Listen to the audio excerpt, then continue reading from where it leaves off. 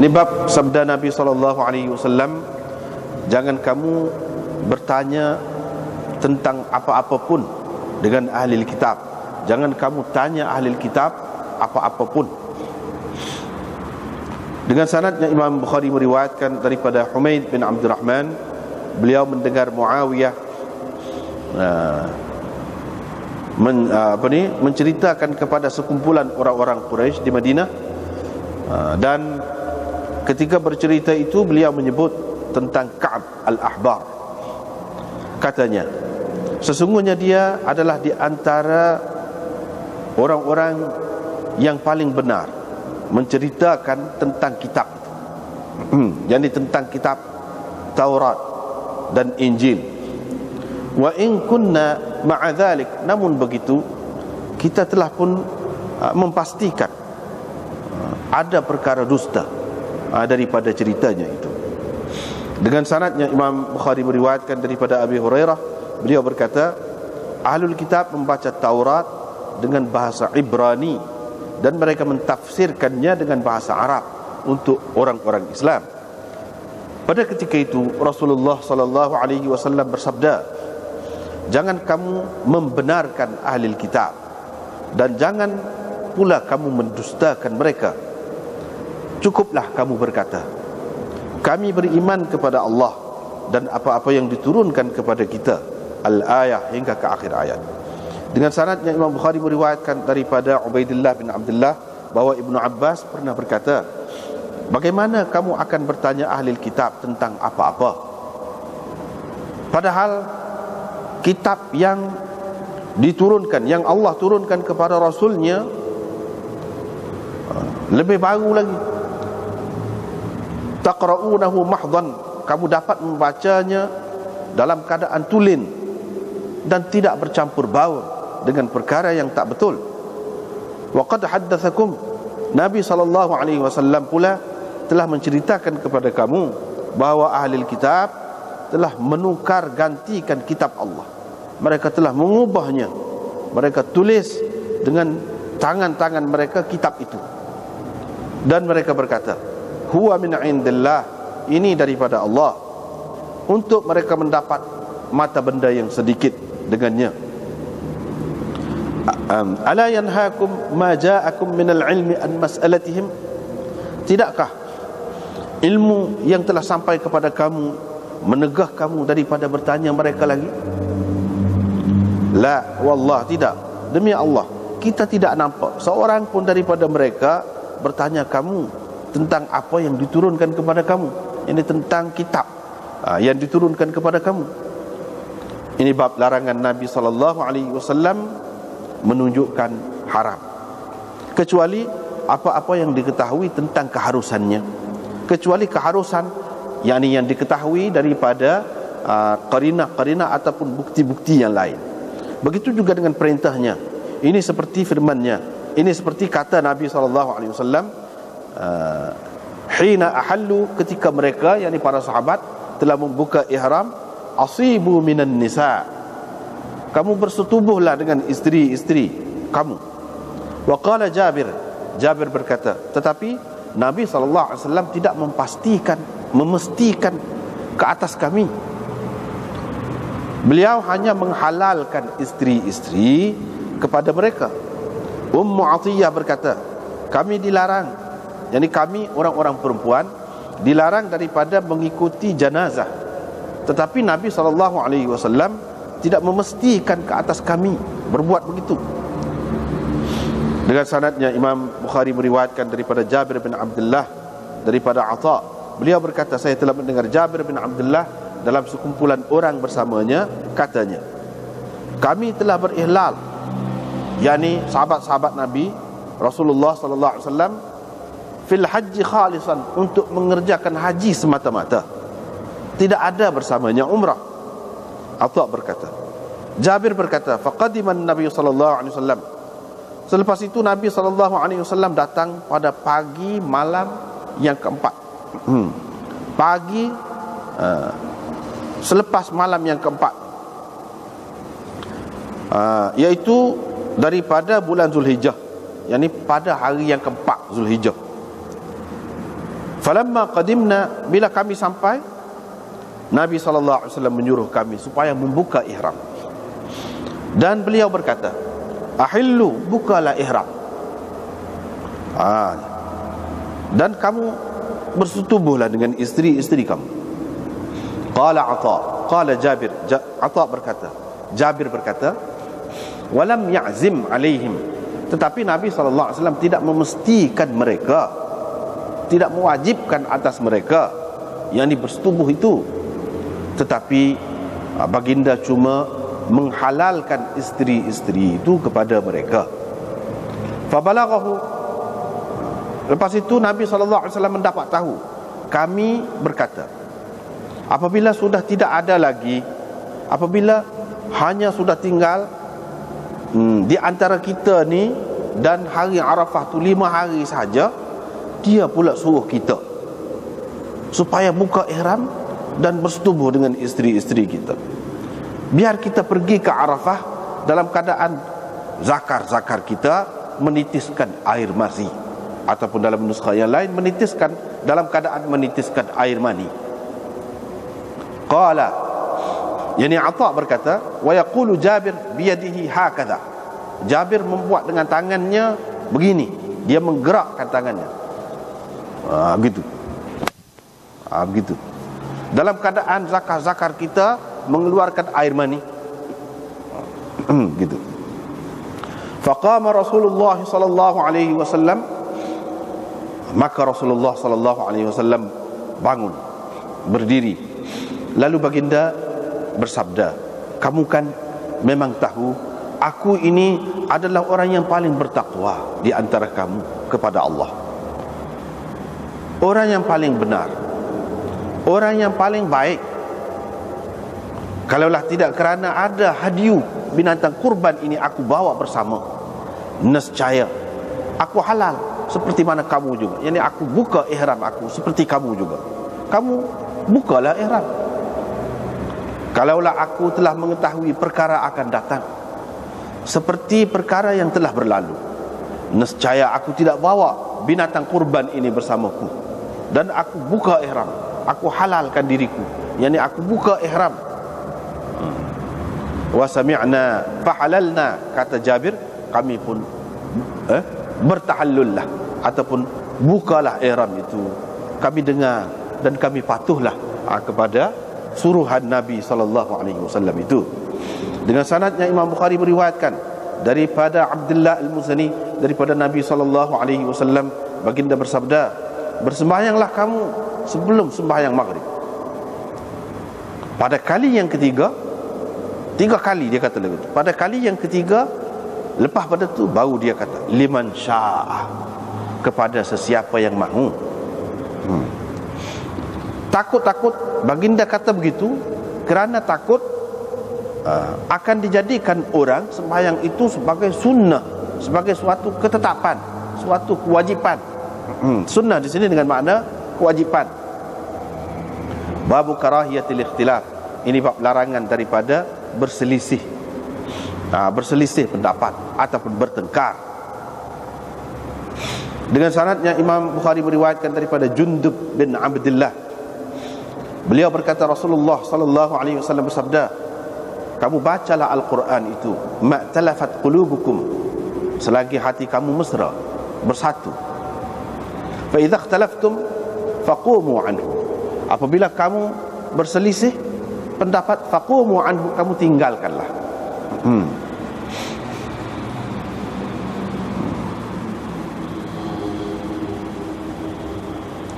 Abu Abdullah berkata, ini satu lagi makna dia, idza ikhtalaftum ni apabila kamu berasa tak sedap dah, tak sedap dah, jemu dah, faqumu anhu, kamu tinggalkan. Jadi mana i'talafat qulubukum tu selagi hati kamu senang, baca Quran itu sekat berasa sedap. Lepas tu kalau berasa tak sedap dah, berhentilah. Itu salah satu makna dia. Abu Abdullah berkata, Abdul Rahman telah mendengar Salam meriwayatkan hadis. Dengan sanadnya Imam Bukhari meriwayatkan daripada Jundub lagi, bahawa Rasulullah sallallahu alaihi wasallam bersabda, bacalah kamu Al-Quran, ma'talafat qulubukum, selagi hati kamu bersatu ataupun mesra. Fa idza ikhtalaftum faqumu anhu. Apabila kamu berselisih, maka kamu tinggalkannya. Yazid bin Harun berkata, diambilnya daripada Harun al-A'war, beliau berkata, haddatsana Abu Imran daripada Jundub daripada Nabi sallallahu alaihi wasallam. Dengan sanadnya Imam Bukhari meriwayatkan daripada Ibnu Abbas, beliau berkata, apabila Nabi sallallahu alaihi wasallam hampir mati, dekat nak mati, qala, Ibnu Abbas berkata, di dalam rumahnya ada ramai orang, termasuklah Umar bin Al-Khattab. Tiba-tiba Nabi sallallahu alaihi wasallam berkata, bawakan, mari, kata dia, aku tuliskan untuk kamu satu surat yang mana kamu sekali-kali tidak akan sesat selepasnya. Umar berkata, sesungguhnya Nabi sallallahu alaihi wasallam ini sakit berat, dan pada kamu ada Al-Quran, kamu ada Al-Quran kan, cukuplah kepada kita kitab Allah. Orang yang duduk dalam rumah tu berselisih dan mereka bertengkar. Ada di antara mereka yang mengatakan, bawalah kertas tu dan pen itu, biar dia tulis untuk kamu, biar Rasulullah sallallahu alaihi wasallam tulis satu surat yang tidak akan kamu sesat selepasnya. Yang lain pula berkata, seperti Umar itu, apabila mereka telah banyak riuh, apabila mereka telah riuh, bising, membuat bising dan berselisih pendapat di hadapan Nabi sallallahu alaihi wasallam, Nabi sallallahu alaihi wasallam pun bersabda, berkata, qumu anni, kamu tinggalkanlah aku, kamu pergilah belakang, pergilah. Qala Ubaidullah berkata, Ibnu Abbas selalu berkata, yakni kemudian tu banyak tahun kemudian pula, dia kata, innar raziyata kullar raziyah, kerugian yang amat besar, kata dia, ataupun musibah yang sungguh-sungguh musibah, kata dia, ialah kerana Rasulullah sallallahu alaihi wasallam tidak dapat menulis surat itu untuk mereka, kerana mereka telah berselisih pendapat dan kerana mereka telah bising. Tak apalah, kita tengok pula ni bab qaulin Nabi sallallahu alaihi wasallam. Ini bab sabda Nabi sallallahu alaihi wasallam, jangan kamu tanya ahli kitab apa-apa, jangan kamu tanya ahli kitab apa-apa. Ini sebenarnya la tas'alu ahlal kitab an syai'in, ini lafaz hadis, tetapi oleh kerana tidak menepati syarat Imam Bukhari tak mari dalam hadis musnad dia, hak dalam di bawah haddatsana tu tak ada. Sebab tidak menepati syarat dia. Tetapi hadis itu sahih juga, dalam musnad Ahmad dan lain-lain lagi ada hadis itu. Mana Nabi sallallahu alaihi wasallam larang tanya ahli kitab apa-apa. Jadi larang tanya ni semua, kau tak boleh tanya. Semua tak boleh tanya kau, apa-apa tak boleh tanya belaka, gapo-gapo, an syai'in, gapo-gapo. Baik, kalau nak tanya jalan, misalnya orang sesat tak jumpa jalan, tak boleh tanya kau. Itu paling umum benar lah tu. Ataupun tanya sesuatu yang tidak bercanggah dengan hak kita, tak boleh kau tanya. Ataupun tanya sesuatu tentang Nabi sallallahu alaihi wasallam, apa kamu dapati di dalam kitab kamu tentang Nabi kita ni, tentang ajaran tauhid, tak boleh berlaku. Jadi di sini ada beberapa pendapat ulama. Satunya mereka mengatakan, la tas'alu ahlal kitab an syai'in, itu tak boleh tanya belaka, memang tak boleh tanya, gapo-gapo pun tak boleh tanya. Kecuali lah kalau hak keperluan kehidupan biasalah. Misalnya tanya, ada kau orang tu situ, kau tak ada mari, kau tidak boleh tanya hak sekadar tu. Hak ni hak berkait dengan agama, apa-apa pun tidak perlu. Sebab apa dia larang ni? Mana mereka ni kata, sebab kita sudah ada kitab, dah cukup dah, Quran dan hadis sudah ada, dah cukup, tak payah bergantung dengan dia. Lagi pula kalau kita tanya dia royak tu, boleh jadi betul, boleh jadi tak betul. Boleh jadi betul, boleh jadi tak betul. Yang menentukan betul tak betul tu Quran dan hadis juga. Jadi tak payah tanya senang. Itu pendapat yang pertama. Yang kedua, hak tak boleh tanya dia berkait dengan syariat. Berkait dengan syariat. Kalau nak tanya tentang Nabi, dalam kitab dia tu ada hak juru-juru, boleh kita tanya dia. Dia akan royak betul tentang Nabi, tentang ajaran Nabi Isa hak sebenar. Sebab masa tu masih ada lagi hak betul. Tapi nak tanya tentang syariat tak boleh, sebab syariat itu sudah tak ada dah. Syariat dia tu tak boleh dipakai dah.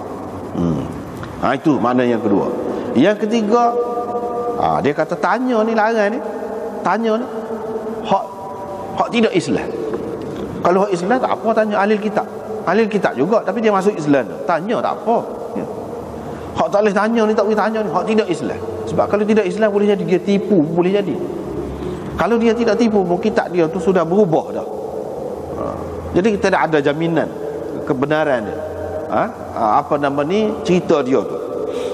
Itu yang ketiga. Yang keempatnya, iaitu cerita-cerita hak dulu-dulu. Cerita hak dulu-dulu ni kita tak boleh nak tanya dia. Hak mana-mana tak ada dalam kitab kita ni, kita nak pegang hak tu. Tak boleh tanya. Misalnya apa nama ni, Nabi ni keturunan dia gapo nama. Dalam Quran tak ada sebut. Dia ada sebut sikit je. Dia ada sebut sikit je. Nabi kau ni nama ni, Nabi ni, Nabi Yunus. Lepas tu keturunan dia tak ada sebut dalam Quran. Hanya Yunus bin Matta, itu saja.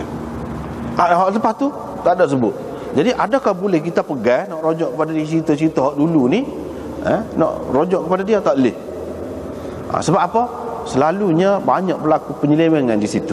Banyak berlaku penyelewengan dan kesilapan di situ dalam cerita-cerita hak dulu. Dan kerana orang kita pakai hak cerita pokok dia adalah akhirnya jadi tersebar dengan meluas di kalangan umat Islam apa yang orang panggil Israiliyat itu, yang kemudiannya jadi punah fikiran orang Islam. Itulah sebab Nabi SAW larang tu. Tiba-tiba itu juga.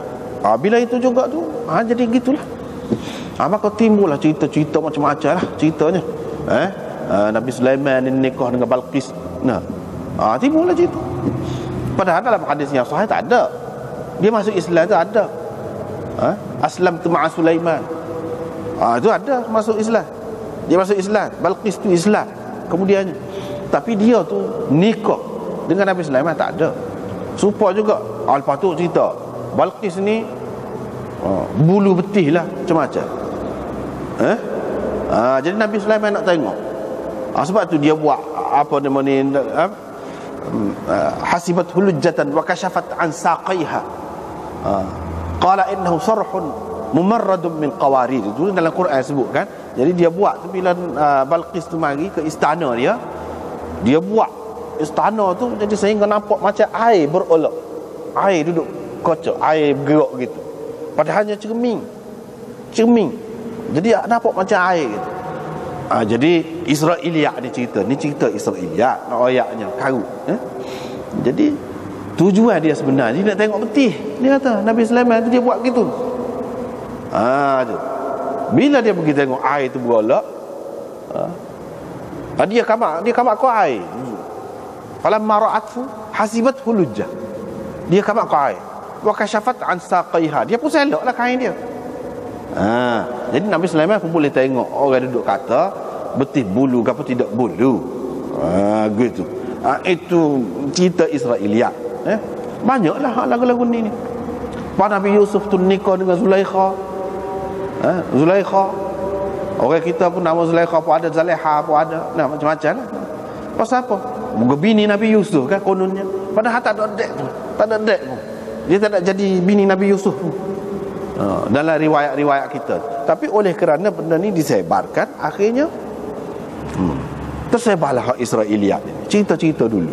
Jadi seseorang itu tak padas. Setakat ayat dalam Quran itu kita berasa tak padas. Kalau gitu, mana kita masih bergantung lagi dengan dia. Masih lagi bergantung dengan dia. Sedap hati benarlah dia. Gitu. Dia apa akan kata? Kamu tak sempurna juga. Padahalnya dalam Quran atau ayat tu tak lah. Dalam hadis sahih tak ada. Tak. Jadi macam-macam lah cerita ni, pelik-pelik lah. Cerita ni pelik-pelik.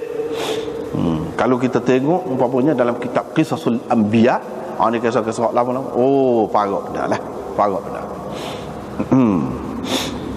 Tetapi buku tu ada, diterjemah daripada bahasa Arab. Hak ayah Hana dulu ada, diterjemah daripada bahasa Arab ke dalam bahasa Melayu, tetapi tidak diketahui siapa penterjemah. Hak asalnya tulis pun tak tahu, hak penterjemah pun tak tahu. Dan disebarkan dengan meluas waktu ketika dulu.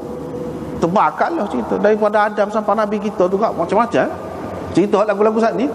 Nak tahu cerita lagu saat ni, bolehlah tengok tu. Boleh tengok. Itu Israiliyat. Jadi tak boleh. Tak boleh. Apa ditanya mereka tu berkenaan dengan benda-benda lagu ni terutamanya. Kira membadailah apa yang ada pada kita tu. Lepas tu waqala Abul Yaman akhbarana Syuaib. Ni dah muka kita baca sanad dia ke apa kan, kadang-kadang bila jumpa tu molek juga sebut. Apa lagi apa nama ni, kitab kita ni dia buat hasyiah nombor 9 tu. Waqala Abul Yaman. Biasanya Imam Bukhari dia kalau terima daripada tok guru dia sesuatu hadis itu secara rasmi terima, dia akan kata haddatsana Abul Yaman. Abul Yaman tu tok guru dia. Apa sini dia kata waqala Abul Yaman. Biasanya kalau dalam kitab Bukhari ni kalau dia kata waqala gini, mana dia sebut ini bukan sebagai hak dia dengar daripada Abul Yaman ketika meriwayatkan hadis ini. Maknanya bukan Abul Yaman cerita kepada dia dengan sirah tahdits. Tidak, bukan kata haddatsana, tidak. Tetapi apa yang Abul Yaman sebut ni dalam bentuk dalam satu majlis ketika duduk kecek-kecek gitu, muzakarah. Jadi Abul Yaman sebut kepada dia ala sabilil muzakarah. Kalau hak sebut secara muzakarah gini, dia tidak berapa rasmi benar lah. Kalau nak kira dari segi kukuh tu kurang kukuh. Jadi Imam Bukhari sebut, kalau dia kata waqala itu maknanya hak tok guru dia sebut secara muzakarah. Orang panggil. Jadi hak sebut secara muzakarah ni kedudukan dia lebih rendah lagi daripada hak sebut secara tahdits. Tetapi adakah benar hak ni Imam Bukhari ambil daripada Abul Yaman semata-mata secara muzakarah? Hak tu lah yang disebutkan dalam hasyiah nombor 9. Cuba kita tengok kitab ni payah nak cari, comel setara ni. Kitab Sahih Bukhari, syarah Sahih Bukhari ni setara ni buat bukan senang. Dalam dunia ni tak ada hak ni. Hak ni ada. Sebab apa? Dia royak ni hak nuskah ni. Itu kelebihan.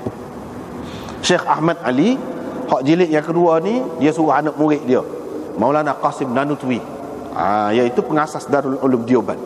Dia kata waqala Abul Yaman kadza indal jami'. Lagu tu kata dia, lafaz lagu ni lah pada semua hak ada ni kata dia. Dan nuskah Bukhari sebanyak hak ada ni lagu ni belaka kata dia sebut. Walam arahu bi sighatit tahdits. Saya tak ada nampak di sini Imam Bukhari meriwayatkan daripada Abul Yaman secara tahdits, tak ada kata dia. Wa Abul Yaman min syuyukhihi. Abul Yaman ni salah seorang tu guru dia. Jadi boleh jadi Imam Bukhari ambil daripada dia mudzakaratan. Supaya kita sebut sini secara mudzakarah. Sebab tu dia kata waqala. Boleh jadi juga saja dia tidak sebut, tarakat tasrih biqaulihi haddatsana. Boleh jadi sengaja Imam Bukhari tak sebut haddatsana ini sebab ini hak dia nak sebut ini adalah asar, bukannya hadis. Asar.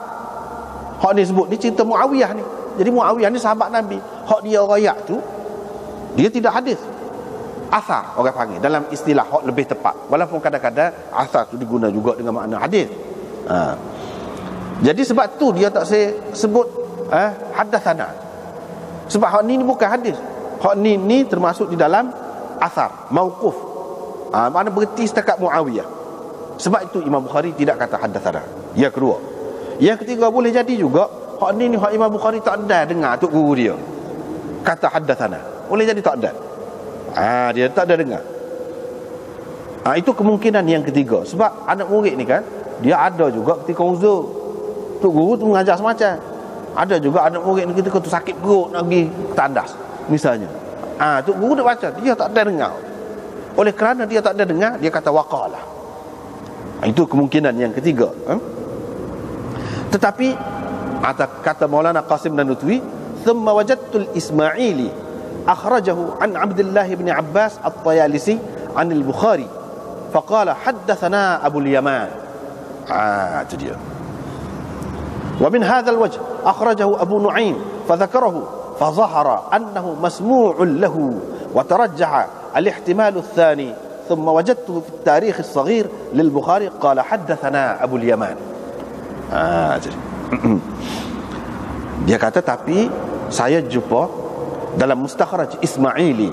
Ismaili ni dia ada tulis mustakhraj. Mustakhraj ni kitab hadis tu serupa ada dalam Bukhari ni, tapi sanad dia lain. Sanad dia lain. Siapa ke Bukhari juga ataupun tidak siapa ke Bukhari, sanad lagu lain. Itu mustakhraj. Kalau mustadrak, perawi dia sama, hadis dia lain. Itu beza mustakhraj dengan mustadrak. Ini mustakhraj. Ismaili ni memang dia khusus buat hadis Bukhari. Hadis semua ada dalam Bukhari ni, dia mari dengan sanad lain. Itu kerja dia. Jadi kerja dia, sumbangan dia sangat besar lah. Sebab orang boleh tahu, selain daripada sanad yang tersebut dalam Bukhari ni, ada lagi ke sanad yang lain. Jadi sesuatu cerita tu apabila bukan seorang yang cerita, bukan satu melalui satu saluran, banyak saluran, ia lebih meyakinkan. Ini menunjukkan memang betul lagu tu. Gitulah keadaan cerita ni. Dia kata, Ismaili kata, akhrajahu an Abdullah bin al-Abbas at-Tayalisi. Bukan sahabat tu Abdullah bin Abbas tu, Abdullah bin al-Abbas at-Tayalisi. Dia ni ambil daripada Imam Bukhari. Imam Bukhari kata haddathana Abu al-Yaman. Tapi dalam mustakhraj Ismaili, bukan dalam Sahih Bukhari. Tapi mustakhraj itu mustakhraj daripada Sahih Bukhari ini jugalah. Kira. Itu dia. Wa min hadzal wajh, melalui saluran sanad ini juga Abu Nu'aim telah menyebutkan hadis ini, asar ini, dia pun sebut lagu tu juga, haddatsana Abu al-Yaman juga. Maka jelaslah bahawa asar ini Imam Bukhari dengar, memang dengar daripada tok guru dia. Dengar secara rasmi dengan lafaz tahdits, bukan secara muzakarah. Jadi lebih kuat hak yang kedua ni lah. Memang Bukhari dah dengar daripada tok guru dia. Boleh jadilah dalam satu majlis tu dia tak ada dengar, pada tu semula dia tanya pula. Tok guru dia royak. Dengar secara rasmi pula. Lepas pada tu saya dapati, kata dia, di dalam tarikh saghir lil Bukhari. Ini pun kitab Imam Bukhari. Tarikh kabir, tarikh saghir. Tu. Dalam tarikh saghir, hadis ni, asar inilah Imam Bukhari sebut haddatsana Abu al-Yaman. Jelaslah bahawa hak sebenarnya hak ni Imam Bukhari ambil daripada tok guru dia secara rasmi juga, secara tahdits juga, tetapi tidak disebutnya di dalam Sahih Bukhari jadi.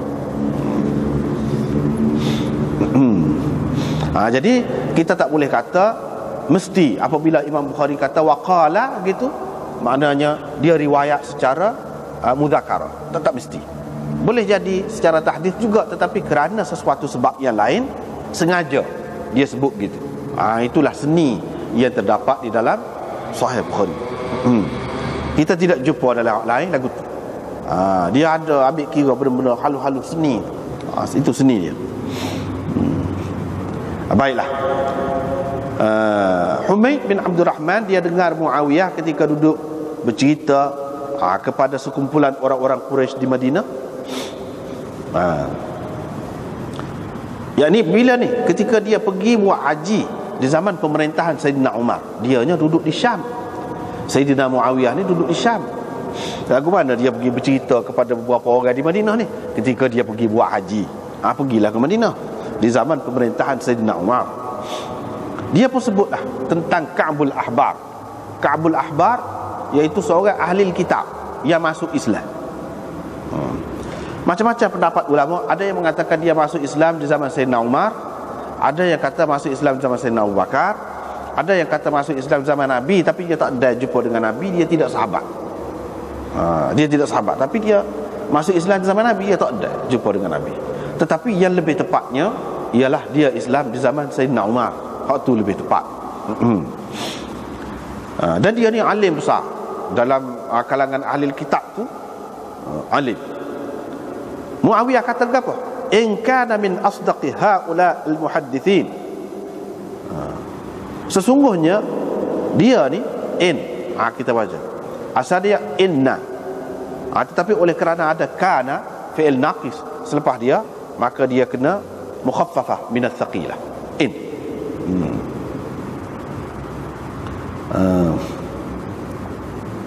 An pun sama juga. Wa an laysa lil insani illa ma sa'a wa annahu laysa lil insani. Itu asal dia. An. Jadi gitu. Mukhaffafah min ats-tsaqilah. Pasal apa? Laysa ada. Itu kalau mengikut kaedah dia lah. Ni pun lagu tu juga. Berarti ada kana itu. Bukan makna di sini in dengan makna jika, dah. Makna sesungguhnya. Sesungguhnya dia kata Muawiyah, Ka'bul Ahbar ini adalah di antara orang yang paling benar lah. Kalau orang-orang yang cerita di kalangan ahli kitab ni cerita tentang kitab dulu, dia ni paling benar. Lagu tu pun wa in kunna ma'a dhalik, walaupun begitu kita masih lagi jumpa ada hak dia cerita tu hak tak betul, hak bohong, hak dusta ada. Itu kata Sayyidina Muawiyah. Maknanya adakah di sini menunjukkan dia sengaja berdusta? Kebanyakan ulama mengatakan dia tidak sengaja berdusta, tetapi hak dia cerita tu memang tak betul dah. Hak tak betul dah. Hak dia dapat tu hak tak betul dah. Jadi bohonglah juga pada hakikatnya, tidak menepati hak sebenar.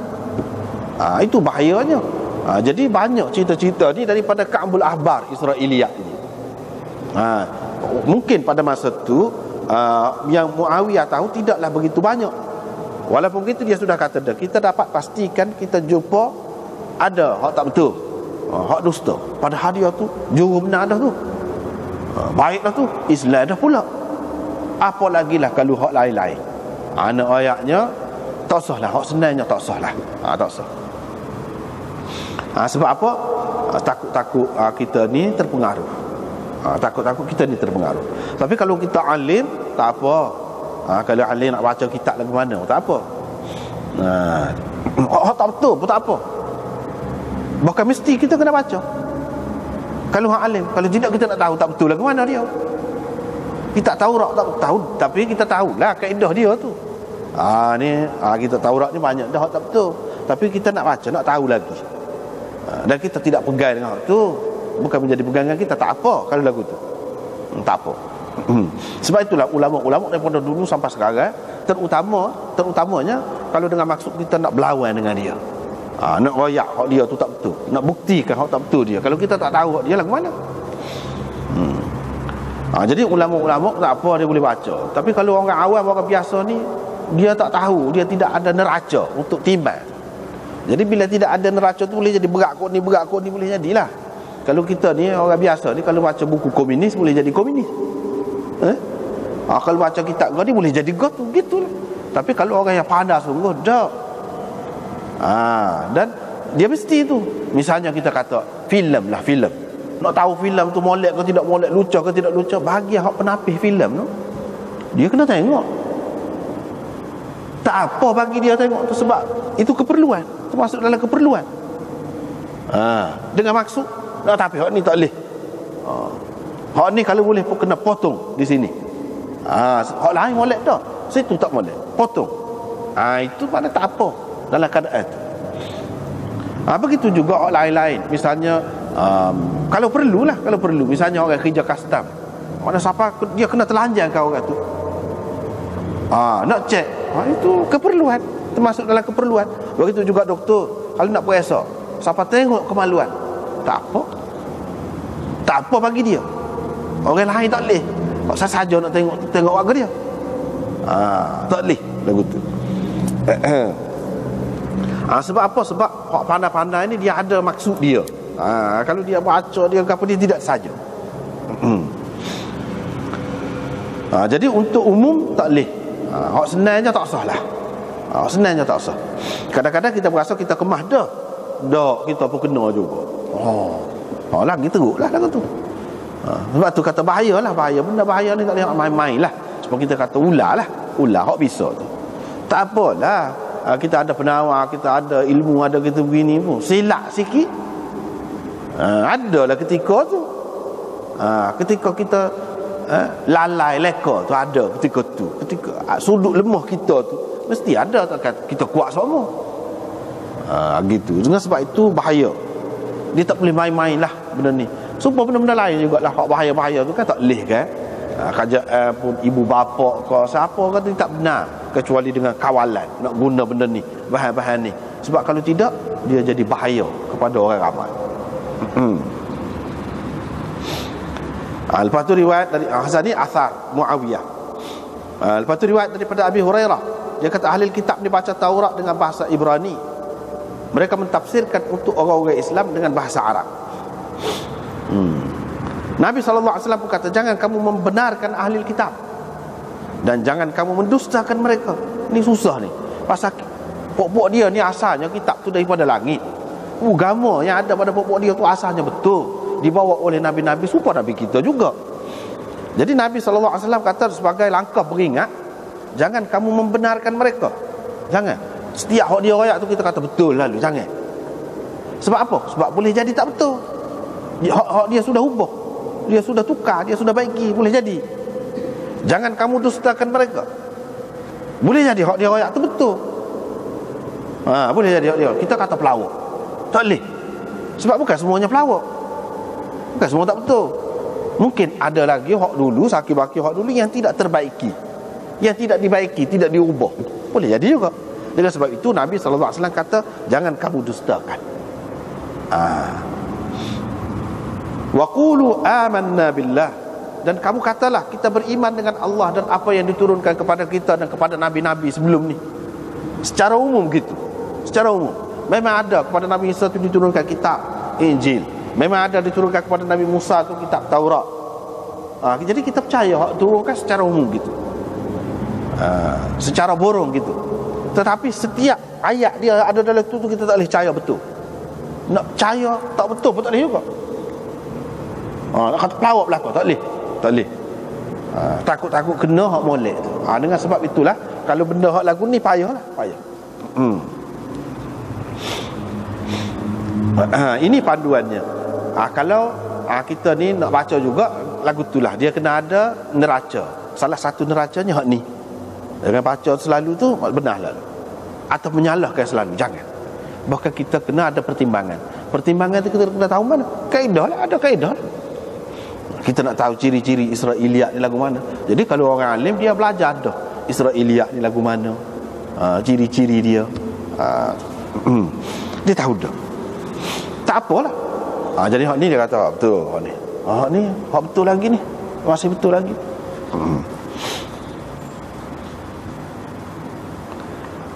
Riwayat daripada Ibnu Abbas, dia kata lagu mana kamu nak tanya ahli kitab apa-apa, Quran dah kan? Kata dia, hak ni lebih baru lagi kalau nak kira.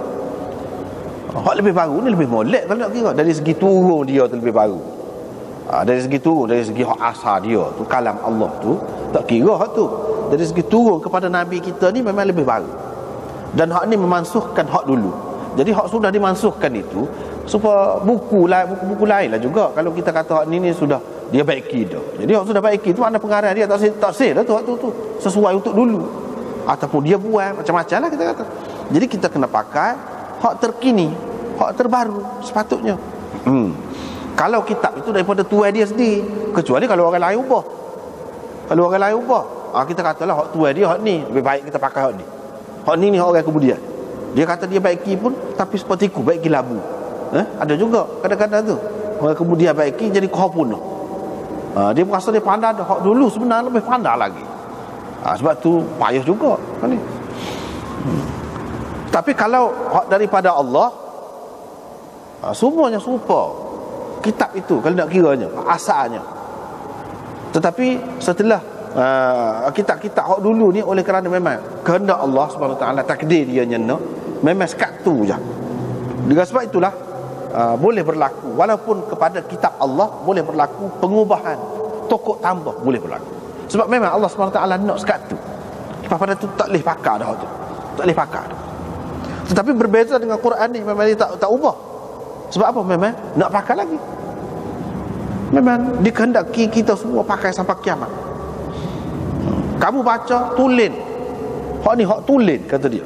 Quran ini mahdhan, mana betul-betul asli. Tidak serupa hak tu, hak dulu. Lam yushab, tidak bercampur bau.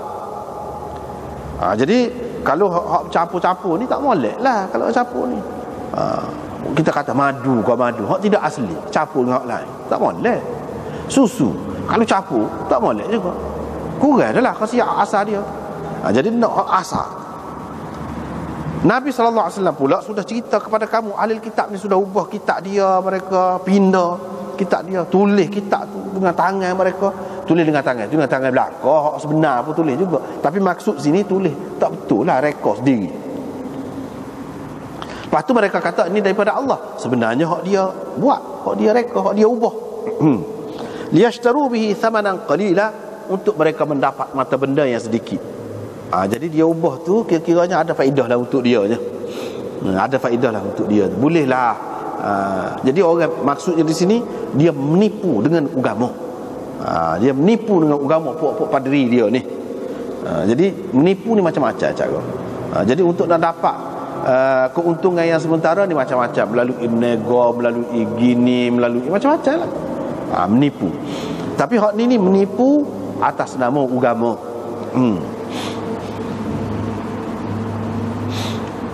Tapi akhir sekali sesaklah orang, sesaklah bila dia ubah. Nabi akhir zaman ni tak ada lah. Jadi sehingga jadi tak jelas nampak tu. Padahal asalnya seperti mana yang disebutkan dalam Quran, dalam kitab-kitab dulu tu disebut, puak-puak dulu tu tahu Nabi kita ni, kenal Nabi kita ni seperti mereka mengenali anak-anak mereka. Ya'rifunahu kama ya'rifuna abna'ahum. Mereka kenal Nabi ni serupa dengan mereka kenal anak-anak mereka. Sampai setara tu terang ni. Tapi kalau kita baca lah ni, tak ada lah setara tu, walaupun memang banyak lagi. Boleh kita guna lagi, banyak lagi bolehnya. Tetapi banyak dah tu pindah tu setara tu. Banyak. Jadi akhirnya orang sesat, orang tak terima ajaran Nabi kita. Sebab apa? Sebab dia pindah tu. Kau bunuh orang sebab dia pindah. Bolehnya boleh kepada dia. Orang sentiasa taat kepada dia, terima dia sebagai pemimpin agama. Kalau tidak, tak ada lah dia. Gapo dah dia. Ni manusia ni kadang-kadang dia berasa begitu. Jadi habislah peranan dia. Kalau terima Islam ni tak ada lah alih dia tu. Orang tak pakar dah lah dia. Dia tidak tahu. Nabi SAW kata dah, ahli kitab ni kalau masuk Islam 2 kali ganda pahala. Pahala dia terima hak Nabi dulu tu sah, pahala terima Nabi ni pula tak ada rugi. Lepas tu Abdullah bin Salam kurang ke dia? Tak ada kurang. Mana-mana padri dia tu tak hilang dah nama. Tapi sahabat-sahabat Nabi daripada ahli kitab ni, pahala ni orang duduk sanjung lagi. Kadang-kadang manusia ni dia fikir dengan cara dia dakwa hak lebih-lebih tu, bukan-bukan tu dia berasa dia ni akan dikenang lebih lama, dia akan dimuliakan lebih oleh orang. Dia tidak tahu bahawa itu silap. Kadang-kadang mengaku jadi Imam Mahdi lah, macam-macam lah. Muka besar kan jadi Imam Mahdi. Kalau jadi hak biasa-biasa ni, ulama ni tak sih lekeh duduk cerita pasal orang, bukan kita sendiri hak hebat tu, hak Tuhan lantik tu. Jadi manusia ni kadang-kadang macam-macam. Dia jadi gitulah untuk kepentingan dunia yang sementara ni. Dia boleh buat benda-benda kerja lagu tu, akhirnya sesat orang ramai. Tidakkah ilmu yang datang kepada kamu ni menghalang kamu, menegah kamu daripada tanya mereka? Cukup dah yang ada dalam Quran dan hadis ni, tak payah tanya dah mereka dah. Tidak, kata dia, kita tak nak tengok pokok dia, tak nak tanya.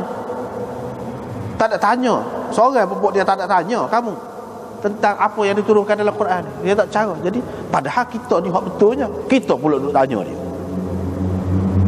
Jadi kita tak kenal lah, tak sedar diri lah, tak tahu nilai apa yang ada pada kita. Dia tak tanya-tanya kita ni pula duduk ikut dia.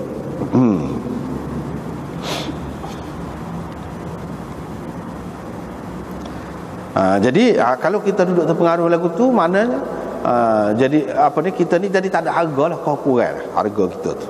Padahal barang yang ada pada kita ni sangat berharga. Bab nahyi Nabi sallallahu alaihi wasallam anit tahrim. Jadi di sini anit tahrim.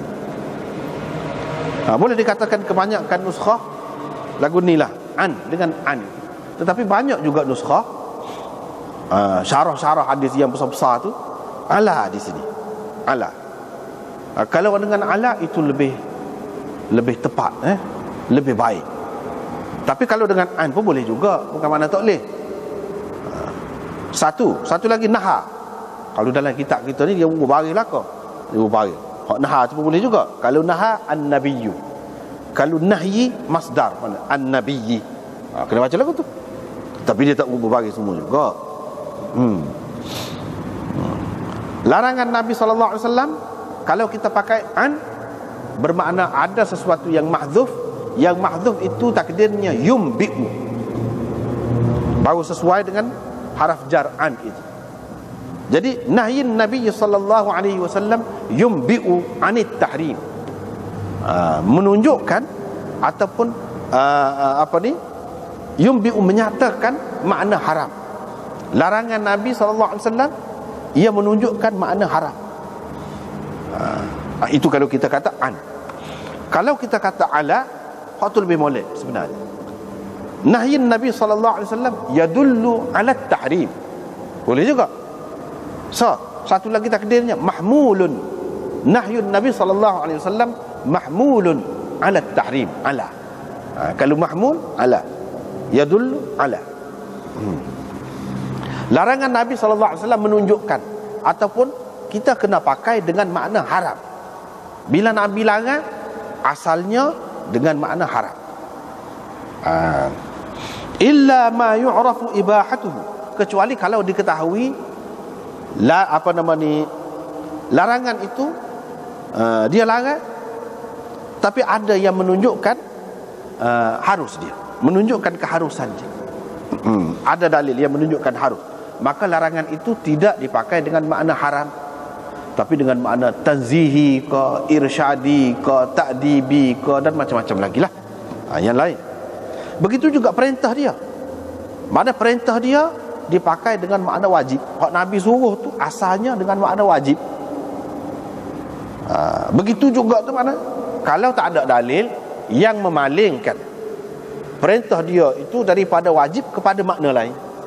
Kalau ada dalil yang menunjukkan ini tidak makna wajib tapi dengan makna lain, sunat saja ke, maka kena pakai dengan makna sunat lah perintah dia. Atau molek saja ke, kena pakai dengan makna tu.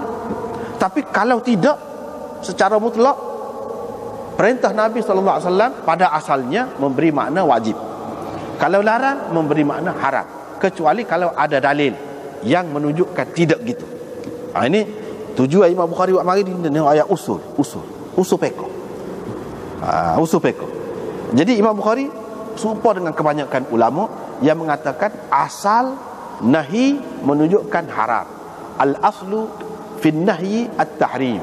Hak tu kaedah yang dibuat oleh ulama. Al-aslu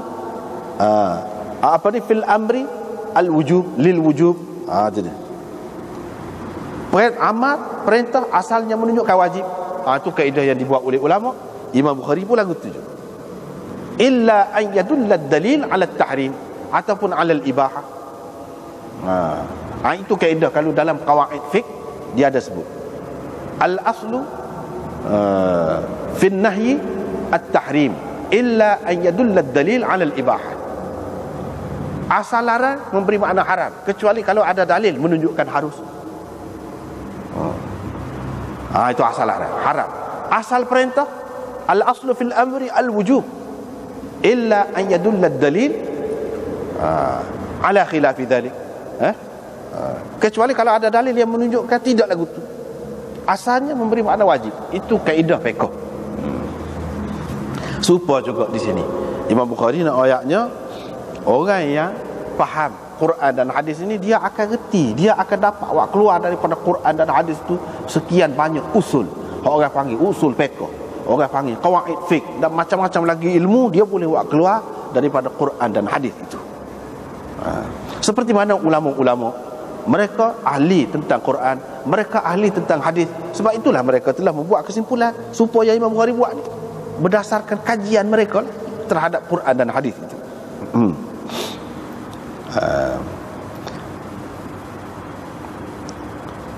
Misalnya Nabi SAW kata, bila mereka telah buka ihram, setelah dia suruh buka ihram, adalah riwayat kemudian dia kata kepada dia, kamu bersetubuhlah dengan isteri-isteri kamu, bersetubuhlah.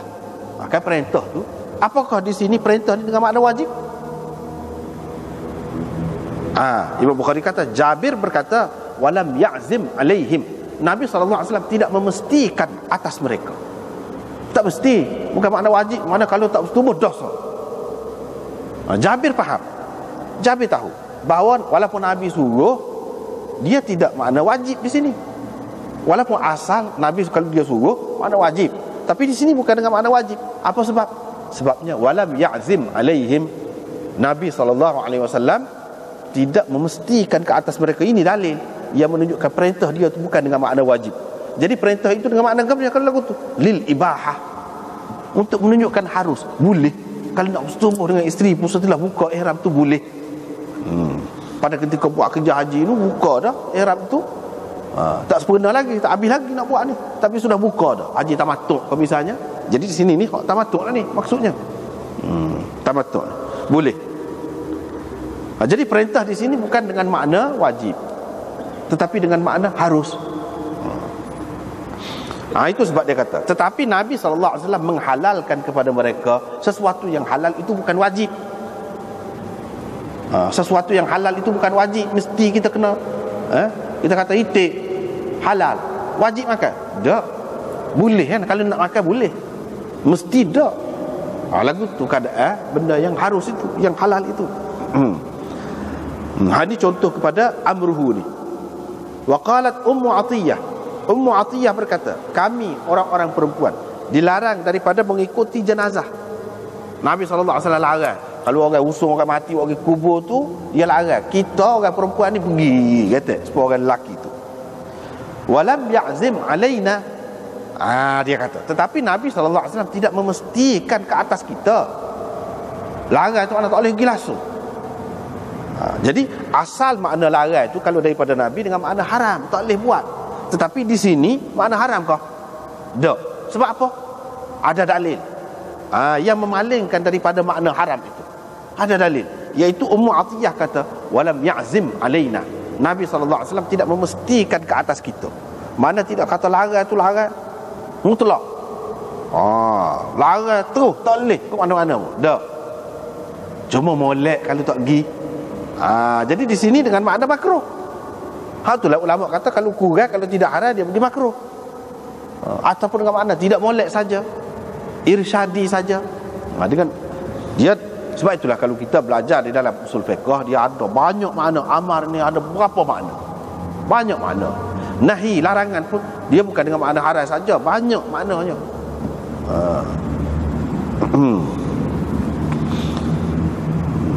Banyak makna.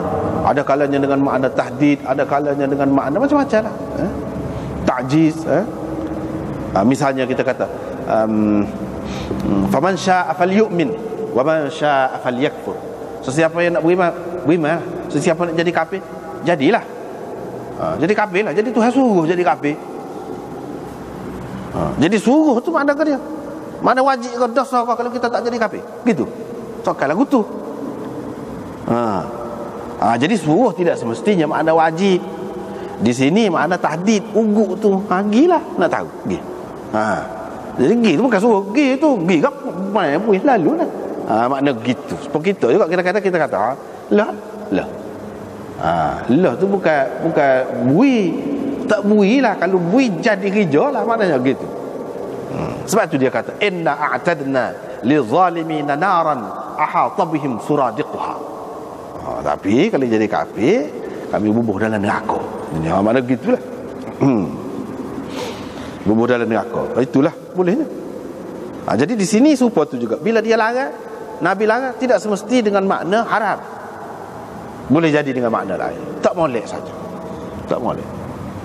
Daripada sinilah ulama-ulama mengatakan orang perempuan boleh pergi. Kubur pun boleh pergi.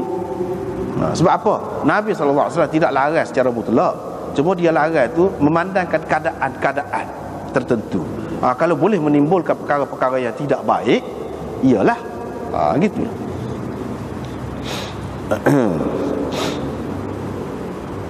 Sebabnya kalau pergi untuk apa? Kalau pergi nak usung, jatuh ramai dah gagah tu, orang perempuan nak usung, tak sesuai. Lepas tu nak ke dia? Nak gali kubur, tak sesuai juga. Lepas tu nak akak tu, apa ni waktu dalam kubur, dia kena hak gagah tu, hak segar-segar orang perempuan. Dah pas nakuk pula tu, kan duk ngegar pula kelik dah. Duk ngegar apa ni, kain kapal macam mana. Banyak sebab lah dia tak pergi itu. Dari segi irsyadi, yang ni untuk kebaikan orang perempuan juga, ataupun nahi itu untuk kesian, supaya tidak larang itu untuk menyatakan kesian ke dia, bukan makna tak boleh. Lepas tu kalau pergi duduk jerit duduk merau, apa faedah? Sebab hati dia tu lembut, hati dia tu. Jadi itulah banyak sebab.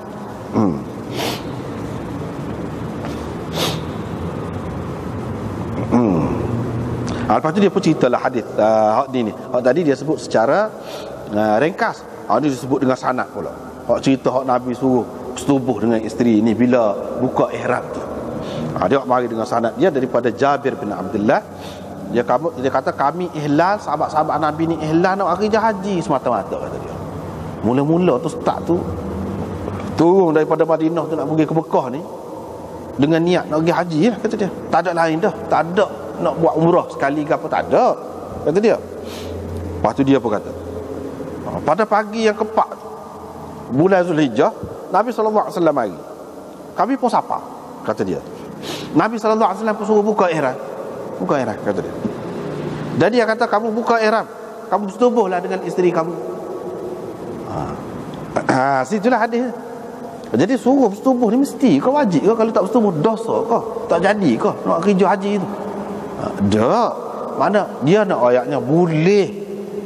Boleh, takut kita tidak yakin buka tu, buka gitu-gitu je. Nak buat benda-benda setengah-setengah perkara tu tak boleh. Tak. Memang boleh. Itu dia nak ayat gitu. Sebab tu dia suruh bersetubuh tu. Nak suruh yakin. Bukan makna mesti. Atta berkata, perawi ni, Jabir berkata, walam ya'zim alaihim, tetapi Nabi SAW tidak memestikan ke atas mereka setubuh saat ni itu. Walaupun dia suruh, bukan makna dengan makna wajib. Kalau dengan makna wajib, tentu dia mestikan. Ini Jabir, sahabat ni, dia ayat Nabi tidak mestikan. Dia tahulah tu. Ini dalil dia yang menunjukkan bahawa perintah tadi tidak dengan makna wajib. Perintah tadi tidak dengan makna wajib, tidak juga dengan makna sunat, boleh pahala, dah. Sekadar harus saja.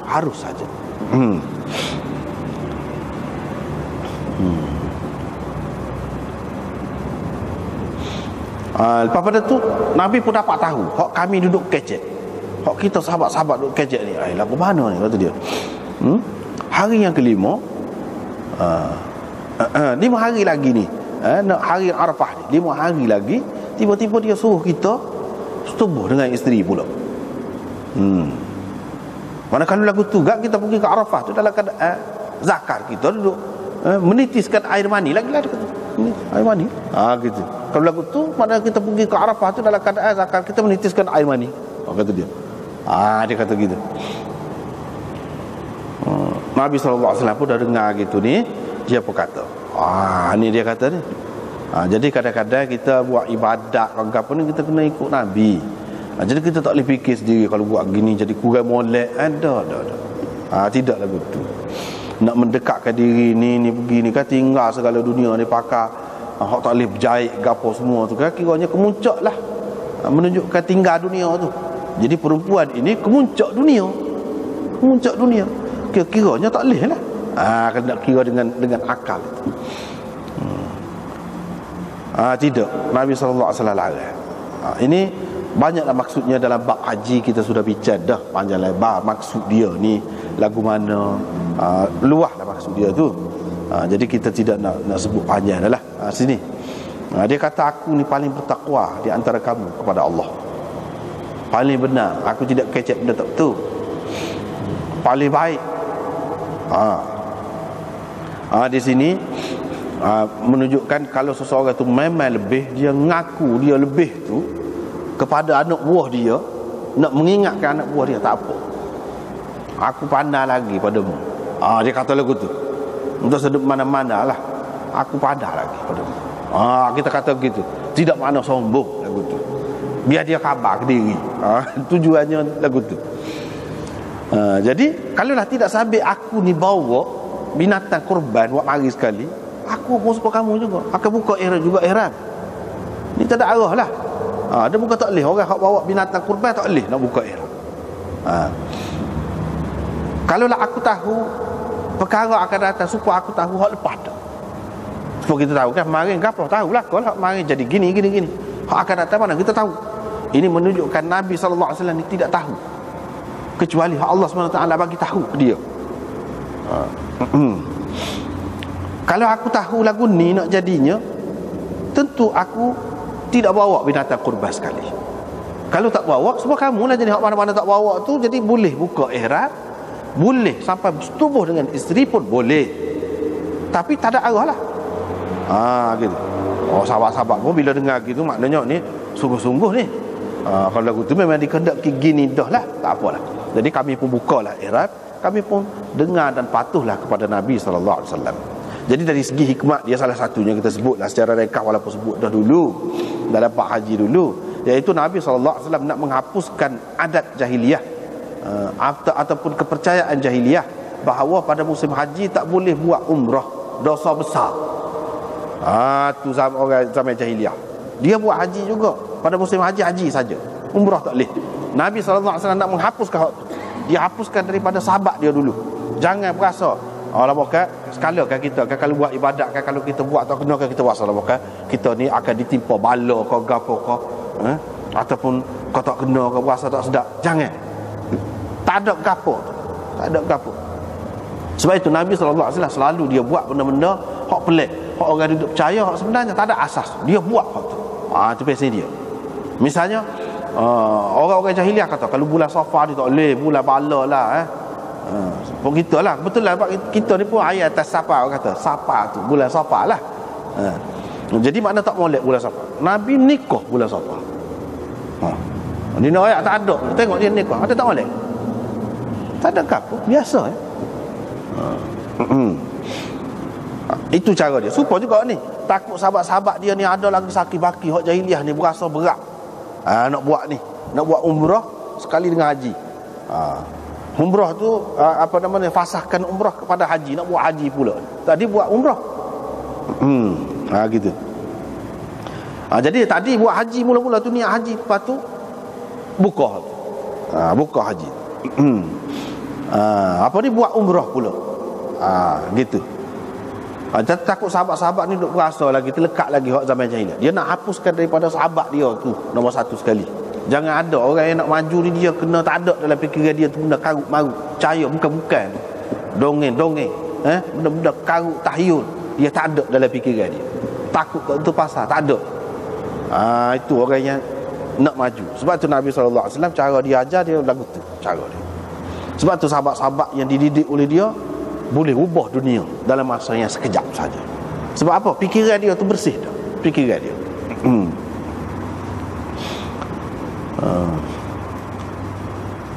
Seterusnya riwayat daripada Abdullah Al-Muzani daripada Nabi sallallahu alaihi wasallam sabda baginda, sallu qabla salatil maghrib.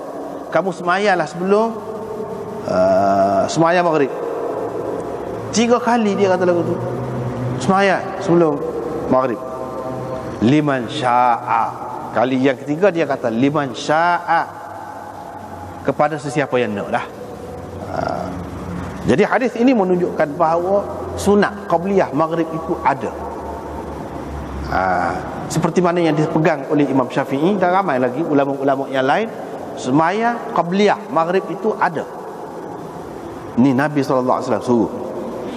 Walaupun tidak wajib, memanglah tidak wajib, sunat kan? Memanglah tidak wajib.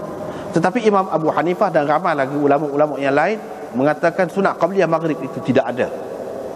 Hadis ini sudah mansuh kata dia. Ini memanglah Nabi kata dia terima ni. Tapi hadis yang sahih, Nabi kata dia tidak semesti boleh pakai semua. Kena tengok pula. Itu ya perlu ngaji tu. Jadi dia kata hak ni sudah mansuh.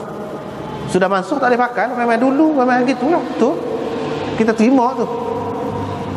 Kita tengok pula hadis-hadis lain tu, hak larai banyak tu. Juga nak kan hak tu. Dia kata gitu. Jadi orang hak terima kata sunat maghrib ni boleh semacam tu. Hak larai tu dia. Lagu mana? Dia pakai lagu mana? Hak larai tu kalau menyebabkan sampai jadi lewat maghrib tu. Jadi hak ni semaya sunat dulu. Lepas tunggu hak tu pula semaya sunat. Lepas tunggu hak tu pula lama nak habis. Jadi sampai lewat maghrib. Hak tu hak tak lehnya. Hak kata larai-larai tu. Dia buat ikut. Hak ni pula kata tidak sampai itu. Memang sudah mansuh dah. Liman sya'a, kepada orang yang terima pun ia hanya sekadar kata sunat kepada sesiapa yang mahu. Jadi ini Imam Bukhari nak ayat apa dia? Nabi suruh kan ni sallu, suruh ni asal dia memberi makna wajib mesti. Tetapi kalau ada dalil yang menunjukkan tidak wajib, macam sini dia kata kepada sesiapa yang nak. Kepada sesiapa yang nak ni macam diberi pilihan lah. Kalau tak sah tak apa. Maka dia menunjukkan tidak wajib sini. Perintah sini. Kalau wajib, apa bagi pilihan pula ni?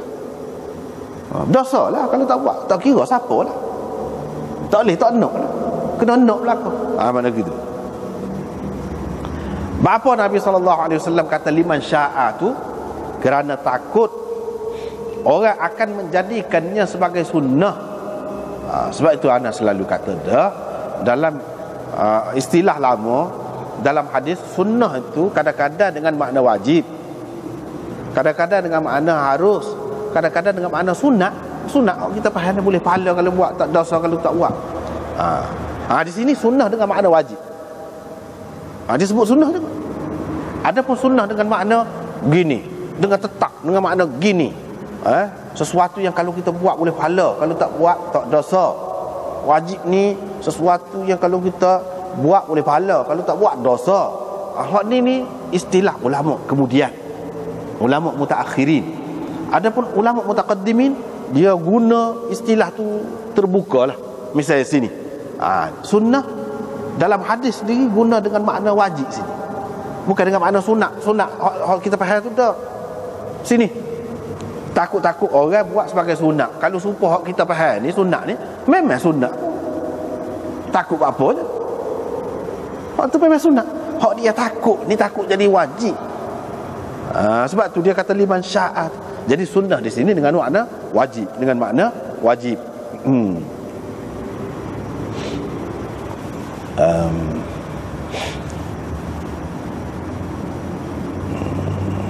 Gitulah. Bab karahiyatil ikhtilaf. Sekatulah dulu. Wallahu a'lam.